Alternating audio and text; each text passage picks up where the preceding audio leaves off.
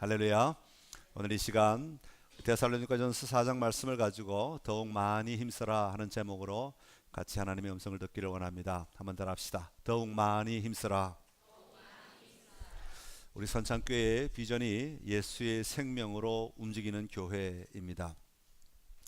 예수의 생명으로 움직인다 하는 것은 우리 지난주에 말씀드린 부활의 생명, 살아있는 우리로 하여금 살아 움직이게 하는 그 생명이 우리로 하여금 교회가 되게 하고 우리로 하여금 성도의 삶을 살게 한다는 것을 이야기합니다. 그래서 올해 우리가 표어를 정하기를 예수의 생명으로 도전하게 하소서. 그 생명으로 우리의 삶을 열어가고 그 생명으로 우리 안에 있는 생명으로 우리의 삶들을 이겨내는 삶을 살게 해달라 하는 표어를 가지고 살아가고 있습니다. 그러면 어떻게 해야 예수의 생명이 움직이는 교회, 예수의 생명이 움직이는 성도의 삶을 살아낼 수 있겠습니까? 단지 우리가 교회 출석만 잘하고 단지 예배 시간에 잘 앉아있고 단지 우리가 어떤 프로그램에 잘 참여하면 예수의 생명이 우리 안에 임하겠습니까? 그렇지 않을 것입니다. 예수의 생명이 움직이기 위해서는 하나님이 우리에게 말씀하신 이 진리의 기준들이 우리의 삶을 지배해야 합니다. 예수의 생명이 움직인다는 것은 단지 어떤 영적인 체험을 한다는 것만을 이야기하지 않습니다. 하나님이 우리에게 가르쳐 주신 이 말씀의 진리들이 우리의 삶의 기준이 되어서 우리의 생각의 틀을 바꾸어 가야 하는 것이죠. 그래서 우리의 이 생각의 틀이 바뀜으로 말미암아 우리가 보고 경험하고 움직이는 모든 삶의 자리에 생각들, 그것을 대하는 생각들이 변화되어야 하는 겁니다. 그래서 내 안에 있는 예수의 생명이 우리로 하여금 세상을 보는 시각과 세상을 대하는 방식, 태도들이 다른 믿지 않는 자들과 달라지게 되어야 한다는 것이죠. 그것이 하나님의 진리가 우리 안에 임하여야 된다. 하나님의 말씀이 우리 안에 임할 때 가능한 일이라는 겁니다. 이처럼 생각이 바뀌면 우리의 감정이 바뀌게 되고 우리의 감정이 바뀌면 우리의 자연스럽게 우리의 행동이 바뀌게 됩니다. 우리의 행동이 바뀌면 그 행동들의 연합인 습관이 바뀌게 되고 이 습관이 바뀌면 결국은 그것을 행하는 우리의 인격이 변화되게 되는 것입니다. 이 인격이 바뀌는 것을 삶이 바뀌었다, 그렇게 이야기합니다. 우리가 예수님을 믿으면서도 예수님을 믿지 않을 때 가졌던 성품이나 예수님을 믿지 않을 때 가졌던 인격이 우리 안에 그대로 남아있다면 우리는 계속해서 이 말씀 가지고 우리의 생각의 틀을 바꾸어 감으로 말미암아 우리의 삶이 변화되어야 하는 것입니다. 그래서 우리가 매주마다 이 성품을 알려드리는 이유가 뭐냐 하면 이 성품이, 하나님 나라의 성품이 우리를 변화시키지 않으면 결국은 우리 안에 생명이 작동할 수가 없다는 것입니다. 그래서 우리의 성품이 변화되기까지 우리가 우리 자신의 생각들을 바꾸고 가치들을 바꾸고 우리의 삶의 습관들을 바꾸어 나갈 때라야 우리가 비로소 우리의 삶이 변화된 삶을 누리는 자리로 나아가게 되는 것입니다. 그래서 성경에 보면 계속해서 이 마음의 문제가 얼마나 중요한가 하는 것을 반복해서 우리에게 가르치고 있는데 그 중에 하나 잠언 4장 23절의 말씀입니다. 같이 읽습니다. 모든 지킬 만한 것 중에 더욱 내 마음을 지키라. 생명의 근원이 이에서 남이니라. 아멘. 지그지글러란 사람은 이런 얘기를 했습니다. 여러분의 능력이 아니라 여러분의 태도가 여러분의 고도를 결정할 것입니다. 그러니까 능력이 우리로 하여금 어떤 것을 이루느냐, 어떤 것을 누리느냐, 이걸 결정하는 것이 아니라 우리의 태도가, 오늘 우리가 맞이하고 있는, 감당하려고 하는 우리의 자세, 이 태도가 앞으로 누릴 것들을 좌우하게 된다, 그렇게 말하는 것이죠. 통계적으로 봐도 우리의 능력은 앞으로 미래의 삶을 살아가는데 한 10% 정도가 영향을 미친다고 합니다. 그런데 그 능력보다 오늘 내가 어떤 마음가짐으로 어떤 태도로 오늘을 살아가는가, 이 태도는 내일을 좌우하는데 90%가 영향을 미친다고 합니다. 그만큼 중요한 거죠. 우리가 애들 공부 잘 안 하고 농땡이 치면 옆집 엄마한테 우리가 늘 하는 변명이 하나가 있습니다. 우리 애는 뭐가 좋은데? 머리는 좋은데. 우리 애는 머리는 좋은데 노력을 안 해요. 공부를 안 해요. 머리는 좋은데, 머리는 좋은 거는 이미 가지고 있는 10% 정도밖에 차지 안 해요. 어떻게 행동하느냐, 어떻게 태도를 가지고 어떻게 미래를 생각하고 준비하고 도전하느냐, 여기에 그 다음의 미래가 달려 있다고 하는 것입니다. 여러분, 신앙의 능력은 하나님의 말씀이 내 안에 들어와 그 말씀으로 내 가치를 바꾸고 내 태도를 바꾸고 내 시각을 바꾸고 내 습관을 바꾸고 이 오늘 살아가는 우리의 삶의 자리를 변화시킬 때에 내일 하나님 앞에서 담대하게 서는 믿음의 승리의 삶을 살아갈 수 있게 되는 것입니다. 그래서 오늘 사도 바울은 1절에서 데살로니가 교회를 향하여 뭐라고 얘기하는 거니까 더욱 많이 힘써라 그렇게 말합니다. 아니, 예수 믿었으면 됐죠. 아니, 교회 나왔으면 됐죠. 하나님 믿는다고 말했으면 됐죠. 더 뭐가 필요합니까? 아니요, 성경은 끊임없이 필요한 것이 있다고 말합니다. 더욱 많이 힘써라. 구원을 얻기 위해 더욱 많이 힘써라, 그 얘기가 아니라 우리의 구원이 완전해지도록 더욱 많이 힘쓰는 삶을 살아가야 한다고 성경은 분명히 우리에게 말하고 있는 것이죠.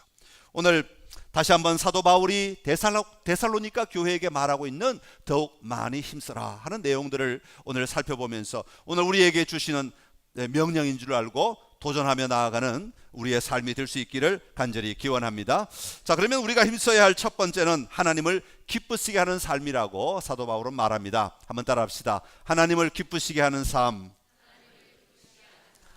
자, 하나님을 기쁘시게 하는 삶은 여러 영역들이 있는데 그 중에 영적인 삶의 영역이라고 말할 수 있습니다. 오늘 제가 세 가지 영역에 대해서 말씀을 하려고 하는데 그 첫 번째가 영적인 삶의 영역입니다. 자, 이렇게 또 제가 세 가지 삶의 영역을 따로 구분을 하니까 사람들은 생각하기를 영적인 삶은 요 자리 따로 있고 인간적인 세상적인 삶의 자리는 따로 있고 나 혼자 있을 때 삶의 자리는 따로 있구나, 그렇게 생각하는데 그렇지 않습니다. 우리의 가치관, 우리 그리스도인의 세계관은 우리가 살아가는 모든 삶의 자리는 한 자리입니다. 한 공간이란 말입니다. 한 영역이란 말입니다. 구분되어서 따로따로 살아가는 영역이 아니라 우리의 모든 삶의 자리는 한 영역입니다. 교회에 나와서 있는 것이 영적인 삶의 자리일 뿐만 아니라 집에 가서도 영적인 삶의 자리가 있고 회사에 가서도 영적인 삶의 자리 있고 세상 속에서도 영적인 삶의 자리를 누려야 한다는 겁니다. 구분되어 있지 않고 모든 자리, 우리는 한 자리에 살아가는데 그 중에 특별히 영적인 삶의 영역을 보자고 얘기하는 겁니다. 사도 바울은 데살로니가 교회의 교인들이 더욱 많이 힘써야 될 이유에 대해서 먼저 이야기하고 있는데 오늘 3장 13절, 오늘 4장 1절 앞부분에 보면 3장 13절에 그 이유에 대해서 이렇게 말합니다. 우리 3장 13절 같이 읽겠습니다. 시작. 너희 마음을 굳건하게 하시고 우리 주 예수께서 그의 모든 성도와 함께 강림하실 때 하나님 우리 아버지 앞에서 거룩함에 흠이 없게 하시기를 원하노라. 아멘. 예수님께서 이 땅에 다시 오실 때 그 앞에서 우리가 흠이 없는 자로 드러나기를 위해서 오늘 우리가 더욱 힘쓰는 삶을 살아야 한다고 말씀하고 있는 것입니다. 자, 그러면서 오늘 1절에서 곧 너희가 행하는 바라 그러면서 두 가지를 이야기합니다. 그것이 뭐냐 하면 너희가 마땅히 어떻게 행하며 라고 하는 겁니다. 그들의 데살로니가 교인들의 행동에 대해서 이야기하고 두 번째는 하나님을 기쁘시게 할 수 있는가 라고 하는 부분에 대해서 이야기합니다. 그런데 사실 두 가지 나누어져 있는 것 같지만 그러나 이것은 엄밀하게 말하면 한 가지 영역을 이야기합니다. 하나님을 기쁘시게 하는 것, 이 속에 너희가 지금 어떻게 행하는 것이 포함되어 있는 겁니다. 그러니까 데살로니가 교회 교인들이 하나님의 나라의 백성으로서 그 어지러운 세상 속에서 어려운 환경 속에서 그들이 하나님의 나라의 백성의 가치관을 가지고 세계관을 가지고 마땅히 해야 할 일을 행하는 것, 그것 때문에 하나님을 기쁘시게 하는 것이다. 너희가 그걸 더욱더 힘써라, 그렇게 이야기하고 있는 것입니다. 여러분, 우리의 삶의 분명한 지향점, 우리의 삶의 분명한 방향성은 하나님을 기쁘시게 하는 것이 무엇인가를 찾는 데서 출발합니다. 예수님께서 이 땅에 오셔서 수많은 사역을 하셨습니다. 말씀을 전하기도 하시고 병자를 고치기도 하시고 기적을 베풀기도 하셨습니다. 그러나 이 모든 사역들은 하나님을 기쁘시게, 나를 보내신 아버지를 기쁘시게 하기 위함이라고 주님은 말씀하고 있습니다. 요한복음 8장 29절의 말씀인데 같이 읽겠습니다. 요한복음 8장 29절 시작. 나를 보내신 이가 나와 함께 하시도다. 나는 항상 그가 기뻐하시는 일을 행함으로 나를 혼자 두지 아니하셨느니라. 아멘. 할렐루야. 예수님은 모든 사역의 태도가 나를 보내신 아버지 하나님을 기쁘시게 하는 것, 이것이 그의 사역의 방향성, 방향 태도였다고 말씀하고 있습니다. 여러분, 예수님이 이 땅에 오셔서 사역하신 모든 사역의 방향성이 하나님 아버지를 기쁘시게 하는 것이었다면 우리의 사역의 방향성, 우리의 삶의 방향성도 마땅히 하나님을 기쁘시게 하는 것에 모아져야 하지 않겠습니까? 사도 바울도 그의 사역을 감당하면서 그 어려운 삶의 역경 속에서도, 그 어려운 전도의 길을 떠나면서도 그의 태도는 일관되었다, 그의 태도는 변하지 않았다는 것을 분명하게 고백합니다. 갈라디아서 1장 10절의 말씀입니다. 시작. 이제 내가 사람들에게 좋게 하랴, 하나님께 좋게 하랴, 사람들에게 기쁨을 구하랴. 내가 지금까지 사람들의 기쁨을 구하였다면 그리스도의 종이 아니라. 아멘. 여러분, 데살로니가 교회가 존재할 때에 이 데살로니가 지역은 엄청난 타락의 지역이었다고 합니다. 당시 윤리적으로 엄청난 타락한 도시가 고린도 교회, 고린도 지역, 데살로니가 지역, 이 두 지역이 아주 유명한 지역이었습니다. 이런 환경 속에서 하나님을 기쁘시게 하기 위해서 도전하고 나아갔다라고 하는 것은 엄청난 일이 아닐 수가 없습니다. 세상의 풍조들, 세상의 유행들, 세상의 압력들이 얼마나 많이 그들의 삶을 휘감고 그들의 생활을 휘감았겠습니까? 그럼에도 불구하고 우리의 기준은 하나님을 기쁘시게 하는 것이다 라는 분명한 초점을 정하고 살아갔기에 그들은 그 어려운 환경 속에서 하나님의 백성으로 승리할 수 있었다고 하는 것입니다. 자, 그렇다면 오늘 우리는 어떻게 해야 하나님을 기쁘시게 하는 삶을 살아갈 수 있을까요? 루이스 베일리라고 하는 17세기 영국의 청교도 영성가, 아주 유명한 사람인데, 이분이 쓴 책 가운데 우리나라의 말로 경건이라고 번역된 책이 하나가 있습니다. 이 책의 부제, 또 다른 제목이 하나가 더 있는데 그 제목이 이렇습니다. 그리스도인들이 하나님을 기쁘시게 하기 위해 어떻게 행해야 하는가라는 겁니다. 그 목차를 보니까 크게 두 부분으로 나누어 있는데, 첫 번째는 잘못된 오해들에 대해서 쭉 쓰고 있고, 두 번째 부분에서는 분명하게 하나님이 우리에게 주신 은혜의 수단을 가지고 우리가 어떻게 살아가면 하나님을 기쁘시게 할 수 있는가, 여기에 대해서 쭉 써놓은 것을 보게 되었습니다. 이분이 생각할 때 이분이 말하고 있는 하나님의 은혜의 수단은 바로 성경 말씀입니다. 하나님이 우리에게 주신 이 기록된 말씀, 이 말씀을 통하여 우리가 하나님을 기쁘시게 하는 삶을 살아갈 수 있다고 이야기하고 있는 것이죠. 아침에 일어나서 하나님의 말씀을 묵상하면서, 하나님, 오늘 이 말씀대로 내가 살아가기를 원합니다. 오늘 이 말씀을 붙들고 내가 이겨내기를 원합니다. 오늘 이 말씀과 함께 내가 도전하는 삶을 살아가기를 원합니다 할 때 하나님이 기뻐하시는, 그리고 저녁에 잠자리에 들기 전에 하나님의 말씀을 대하면서, 하나님, 내가 오늘 이 말씀대로 살아야 했지만 이 말씀대로 살지 못하였습니다. 나에게 이런 부족함이 있었고 이런 연약함이 있었지만 하나님, 나에게 다시 은혜를 베풀어 주시면 내가 다시 이 말씀의 삶을 살아내겠습니다 라고 할 때 하나님이 기뻐하신다라는 것입니다.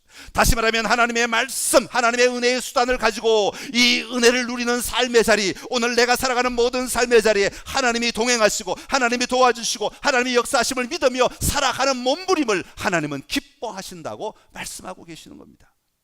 여러분, 이런 신앙의 이야기를 할 때 가끔 어떤 성도들이 계시는가 하면, 마치 신앙인의 완벽한 자가 되어야 된다, 우리 인간이 완벽한 자가 되어야 된다라고 착각하시는 분이 계셔요. 여러분, 인간은 절대로 완벽한 존재가 없습니다. 완벽하려고 하는 시도, 이건 질병입니다. 질병. 손을 깨끗이 씻지 않으면 못 견디는 사람 있죠. 결벽이라고 그래? 예, 그런 비슷한 거 있잖아요.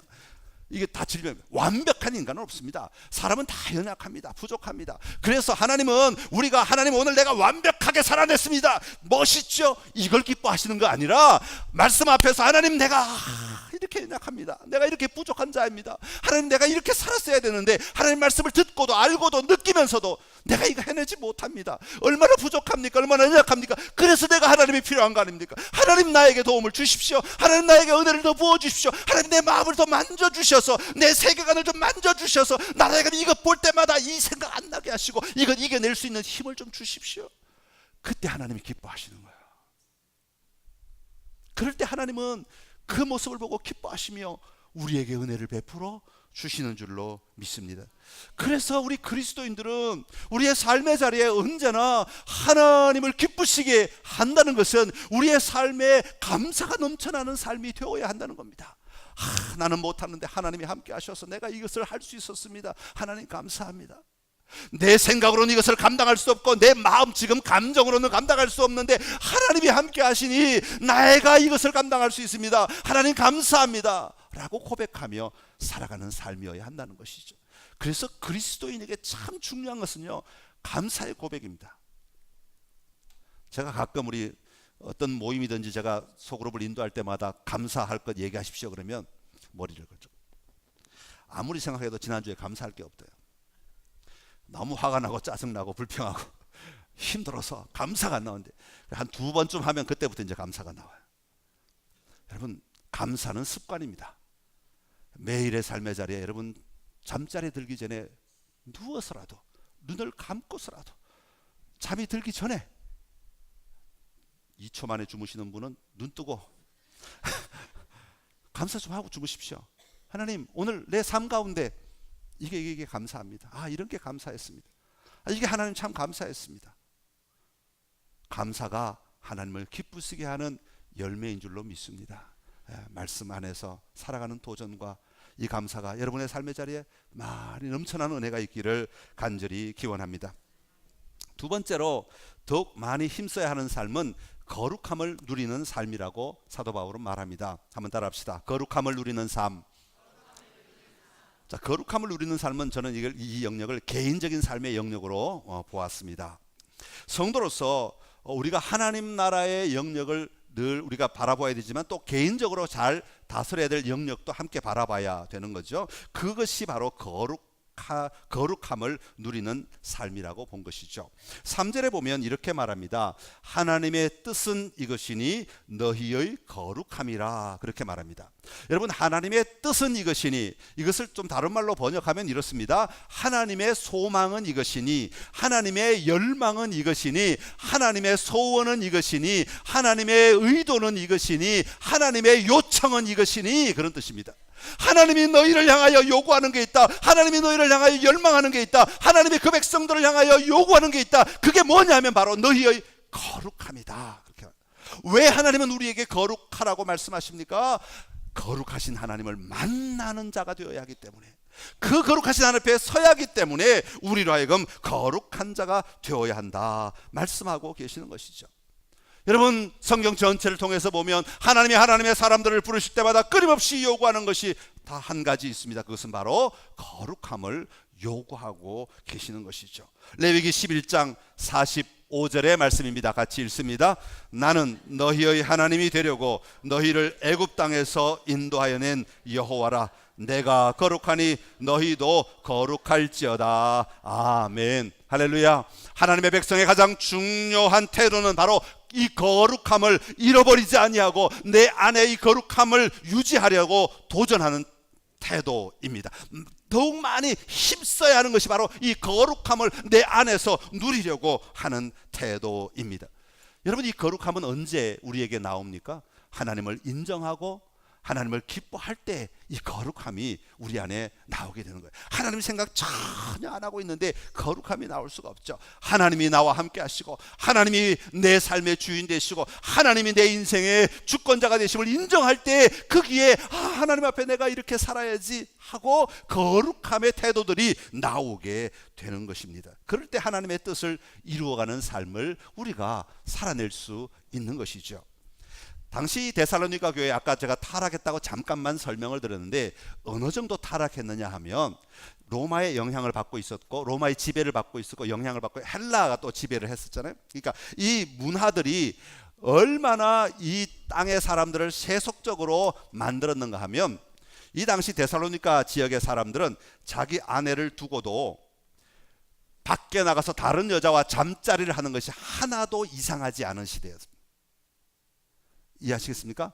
단지 한 명의 다른 여자와 잠자리 하는 것이 아니라 마음대로 돌아다니며 아무 여자와 잠자리를 해도 하나도 이상하지 않는 시대가 데살로니가 교회가 있던 그 지역의 상황이었다는 겁니다.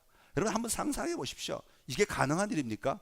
이게 있을 수 있는 일입니까? 거기다가 이 남자들이, 당신 이제 남성 중심의 사회였으니까 남자들이 다른 여자하고만 잠자리를 하는 것이 아니라 미소년들하고도 잠자리를 했다는 겁니다. 이게 일반적이었다는 것이죠. 어린 남자아이들하고 동성애를 하는 거죠. 이런 것들이 너무 일반적인 사이였다는 겁니다. 그러니까 이 남편의 입장에서 아내를 바라볼 때 얼마나 가치 없는 존재로 여겨지겠는가 하는 것을 우리가 짐작할 수 있습니다. 이런 사회적 분위기 속에서 성적 타락은 일상생활이라고 해도 과언이 아닐 만큼 그들의 사고방식, 늘 보고 듣고 경험하는 것이 다 그런 세상이다 보니까 그런 사고를 가지는 것 자체가 조금도 이상하지 않는 시대, 상황 속에 데살로니가 교인들이 존재하고 있는 겁니다. 얼마나 힘들겠어요? 얼마나 어렵겠어요? 그런 데살로니가 교인들을 향하여 사도 바울은 말하고 있습니다. 그들의 태도, 그들의 가치, 그들의 생각을 바꾸지 않으면 안 된다. 너희가 세상의 기준이 아니라 하나님 나라의 기준을 가지고 살지 않으면 안 된다라고 말씀하시는 것이 한마디로 요약해서 거룩함을 가져라. 너희가 거룩함을 추구하지 않으면 안 된다라고 말하고 있는 것이죠. 이처럼 너희의 태도를 바꾸어서 세상은 밖에 나가서 아무렇게나 살아도, 세상은 다른 여자와 아무렇게나 살아도, 세상은 다른 미소년들과 아무렇게나 살아도 그것이 죄라고 아무도 얘기하지 않는데, 너희는 태도를 바꾸고 생각을 바꾸고 가치를 바꿔서 이것은 하나님이 기뻐하지 않는 것이다, 이것은 하나님이 절대로 원하지 않는 것이다, 이것은 하나님의 기준에 옳지 않은 것이다 라는 사실을 인식하고 너희가 그렇게 살아가면 어떤 일이 일어나는가? 4절에 보니까 각각 거룩함과 존귀함으로 자기의 아내를 대하게 된다는 것이죠. 5절에 보니까 하나님을 모르는 이방인과 같이 세욕을 따르지 않고 끊어낼 수 있는 힘이 나오게 될 것이라는 겁니다. 6절에 보니까 이 일의 분수를 넘어서 형제를 해하지 말라, 형제를 사랑할 수 있는 영역까지 너희의 삶의 영역이 확장되게 될 것이라고. 그래서 7절에 보니까 이렇게 말합니다. 하나님이 우리를 부르심은 부정하게 하심이 아니요 거룩하게 하심이니. 하나님이 우리를 부르신 것은 너희가 세상의 풍조를 따라가고 세상의 유행을 따라가고 세상의 능력을 따라가는 삶을 살아가라, 그렇게 하기 위해서 부른 것이 아니라 하나님의 부르심의 자리에 나와 하나님의 말씀으로 살아가라고 부르셨다고 말씀하고 있는 것이죠. 이게 바로 부활을 경험한 생명 있는 사람들의 복음의 능력인 것입니다. 여러분, 복음이 들어가면 이런 능력이 나타나야 하는 것입니다. 여러분, 우리 초대 한국교회가 선교사들이 와서 복음을 전할 때 그 선교사들의 그 편지 글들에 보면 조선을, 그때 당 조선이라고 불렀는데 조선을 뭐라고 평가했는가 하니까 이런 미개한 나라가 없다 그랬어요.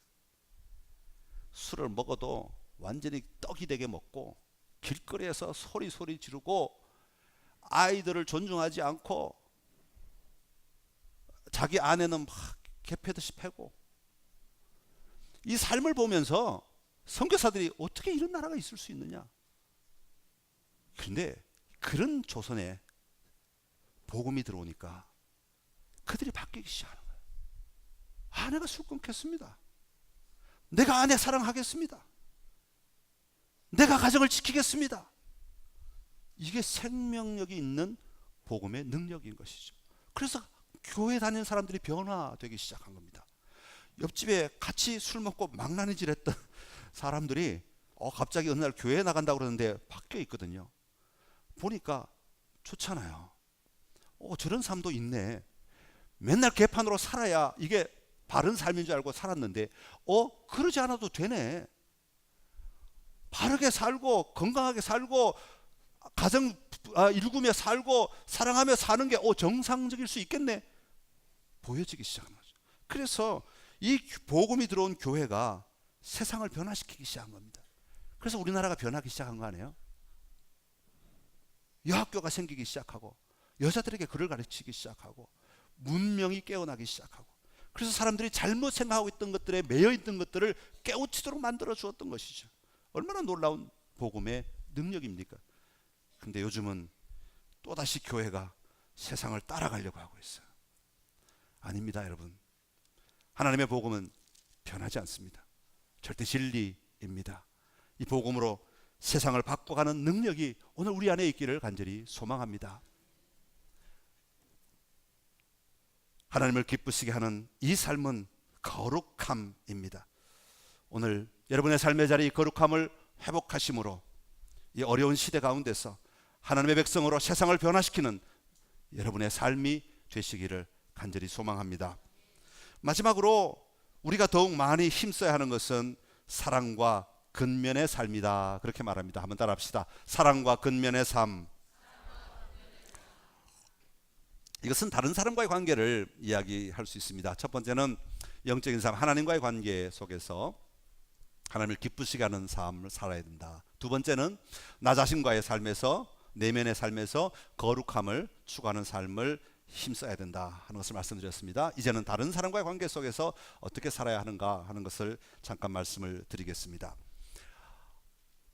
우리가 하나님의 백성이 되면 더욱 힘써야 하는 것이 있는데 바로 다른 사람과의 관계 속에서 사는 자가 되어야 된다 하는 것이죠. 여러분, 우리 그리스도인들에게서 다른 사람이라고 하는 것은 단순히 내가 도움을 주거나 어떤 영향력을 주거나 어떤 자비를 베풀 대상만은 아닙니다. 물론 그런 대상이기도 하지만 다른 사람은 하나님이 우리에게 붙여주신 하나님의 연마제와 같은 겁니다. 그래서 우리 성도들은 집에서 텔레비전 켜놓고 설교 듣고 예배 드리면 되죠. 나 혼자 예배 잘 드릴 수 있어요. 드릴 수 있겠죠.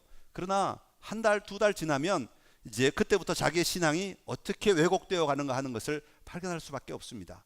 라디오로 듣는 예배, 드리는 예배, 그것은 보조적인 것이지 추가되어서는 안 됩니다. 왜 교회 생활이 필요하냐? 왜 공동체 생활이 필요하냐? 여러분, 교회 생활을 통해서 우리는 우리의 모난 것들을 깎아가는 것이 바로 교회입니다. 교회 공동체를 통하여 우리는 하나님의 사람으로 빚어져가는 훈련의 장이 되는 것이죠. 그래서 여러분, 옆에 있는 분들이 여러분들에게는 매우 소중한 하나님의 통로가 되는 겁니다. 그래서 성도들은요, 우리가 사랑해야 할 대상, 우리가 섬겨야 할 대상, 우리가 또 은혜를 함께 나누어야 될 대상이기도 하지만 도전을 주는 대상이기도 합니다. 그래서 이 성도의 삶이, 공동체의 삶, 소그룹의 삶을 통해서 함께 부딪혀가고 함께 닮아져가고 함께 달아져가고 함께 세워져 갈 때 우리는 하나님의 건강한 그리스도인으로 세워질 수 있게 되는 것입니다. 그래서 사실 여러분 옆에 앉으신 분들이 때로는 이래도 여러분들에게 너무 소중한 사람들이에요. 한번 인사하세요. 옆 사람에게 감사합니다. 감사한 분들이에요. 옆 사람이 인상 안 쓰면 내가 뭐 잘못한 줄 알겠어요? 우리가 다 잘난 줄 알고 열심히 살죠. 옆 사람이 괜히 이렇게 인상 한번 써주니까 내가 뭐 잘못했나? 그리고 자기 자신을 돌아보게 되잖아요. 이게 옆 사람들의 유익이죠. 이게 교회 공동체의 유익입니다. 또 하나, 사도 바울은 사랑과 근면의 삶을 살라고 말하는데 일해라 그렇게 말합니다. 여러분, 종교개혁의 가장 큰 변화 가운데 하나는 일하라. 일은 나쁜 게 아니다. 일은 천한 게 아니다 라는 개념을 바꾸어 준 건데요. 사실 이 데살로니가 교회, 로마가 지배할 때는 그 당시의 문화가 어땠냐면 모든 일, 물 떠오는 것부터 밥상 차리는 것부터 집안 모든 일을 허드렛 일은 전부 다 누가 했느냐 하면 노예들이 했습니다. 그래서 당시에 일반 평민의 숫자만큼이나 노예의 숫자가 많았다고 합니다. 여러분, 모든 일을 노예가 하면 평민들은 뭐 하겠습니까? 할 일이 뻔하죠. 그냥 텔레비전 보는 것으로 끝나겠습니까? 그때 텔레비전도 없었으니까 얼마나 심심했겠어요? 전부 다 밖에 나가는 거잖아요. 그래서 문화가 이렇게 형성이 돼, 타락한 문화가 형성이 된 겁니다. 그래서 여러분, 이런 데살로니가 교인들에게 지금 모든 사람들이 일 안 하고 있는 평민들은 일하면 그 사람이 누가 되는 거예요? 노예가 되는 거예요. 노예처럼 취급받는 세상 속에서 사도 바울은 그들에게 뭐라고 말하냐면 너희들 일해라, 근면해라, 성실해라, 너희의 최선을 다해서 너희의 일을 감당해라. 얼마나 큰 도전입니까? 이건 쉬운 일이 아닙니다. 여러분, 일 열심히 하고 계신데 제가 좀 더 열심히 하십시오, 좀 더 열심히 하십시오, 잘 될 겁니다, 이거하고는 차원이 다른 이야기입니다. 노예에게나 할 수 있는 이야기를 지금 평민에게 하고 있는 거니까 엄청난 이야기란 말이죠.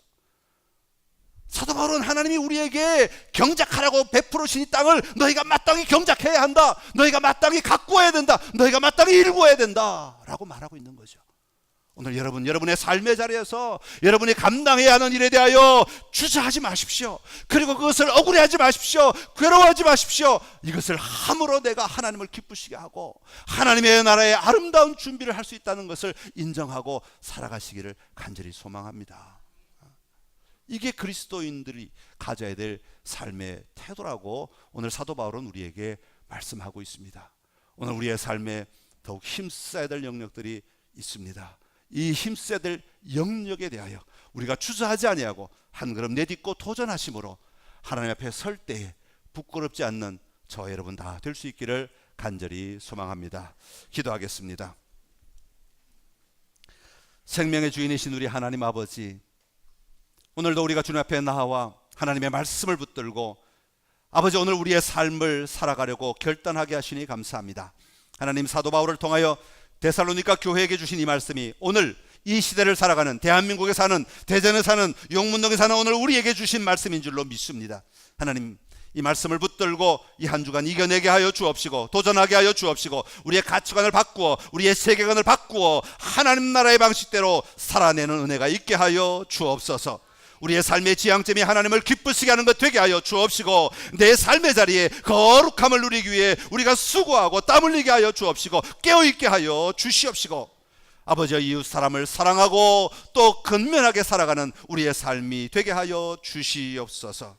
날마다 빚어지기를 원합니다. 날마다 다듬어지기를 원합니다. 날마다 하나님을 더 깊이 누리는 삶을 살아내는 우리 모두가 되게 하여 주시옵소서. 예수님의 이름으로 기도드립니다. 아멘.